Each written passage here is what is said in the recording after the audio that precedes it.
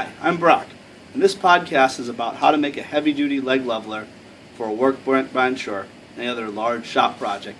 I looked around online for some kind of leveler for the large bench that I'm building, and I wasn't satisfied with what I saw. I could buy it, but it would be expensive, and it's just a lot of the stuff out there looks like junk. And if you're going to the trouble of actually building a workbench, building something beautiful, well, you sort of want to make things yourself. You want to not just, I guess, glom on some big chunk of metal on the outside. So instead, we're going to put a big chunk of wood on there. And what this does is it helps the bench to be able to raise up and down off of the wheels so that I don't have to chalk it up. And I don't have the greatest back, so I wanted to be able to adjust it from the top. And it had to be strong, really, really strong, because when this bench is all done, I figure it might weigh as much as 800 pounds by the time the table saw is loaded on it, and all the tools and the tabletop and everything else. Let's face it, it's going to be the heaviest thing in the shop. And it's got to be mobile, because I've got to share my garage with the car, especially in the wintertime. And I want to be able to pull the whole table in and out. So the table's got wheels, but then I needed to put levelers on the side somehow. And this is my solution.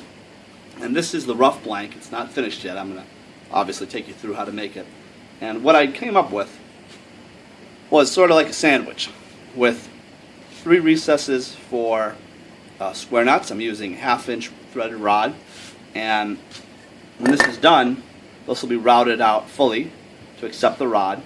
And these are the mounting holes, which will be tapped to bolt this right onto the side of the bench, which is a really, really strong way to attach something. It'll never come off, but if I have to take it off, I can. If this thing's a total failure and it breaks, and I have to replace it, or someone hits it with a car, me, my kid, when I teach her how to drive in a few years, it'll be nice that I can actually remove it and repair it, replace it, modify it, do whatever I need to do. So going to the trouble of all that threading and tapping, I think will be well worth it, and it makes a really, really strong joint. What I did is I started out with 2 pieces. This is, and I varied this up as I go. I've sort of learned here and there and tried different things. So this is an experiment in progress, so bear with me. I've got oak on the outside, and this is poplar. The only reason I didn't go with solid oak, and maybe I should have, but I haven't done a lot of chiseling and hand tool work. So I wanted something that I could chisel through a little bit easier than oak. Oak is pretty tough stuff. So poplar is strong, yet reasonably easy to chisel through. And I've mortised out 3 slots. They're not perfect, but they'll do the job. And once I get the slot routed all the way out, I'll take the chisel and I'll fine tune it. And what goes in the middle is this, and this will of course be cut to a final length later on. 1/2-inch rod, of course, and this fits, well, if I do it right,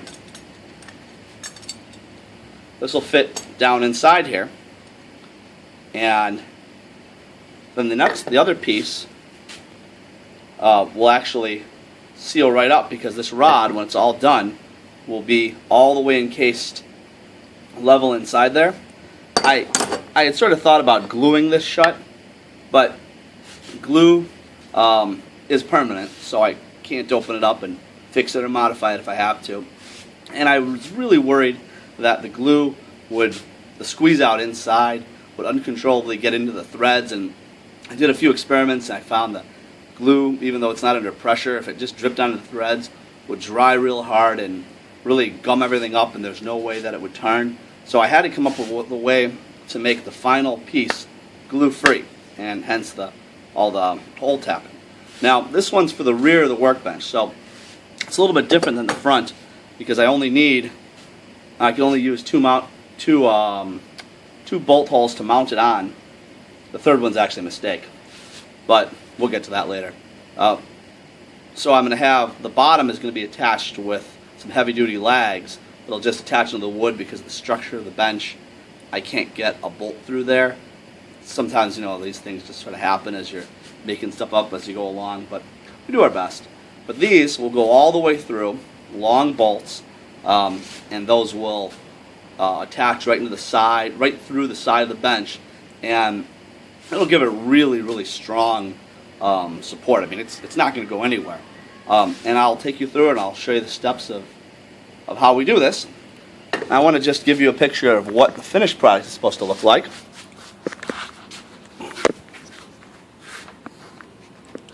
That is the leveler itself, the finished leveler. And you can see on the top it has a place where you could hook the ratchet right onto. And then it's bolted. This is the front one, so I've got 4 bolts that go through it. And I had to make my own bolts using some JB weld. And on the bottom, it has a hockey puck. And that hockey puck is the actual foot. And I've tested this out, and it works great.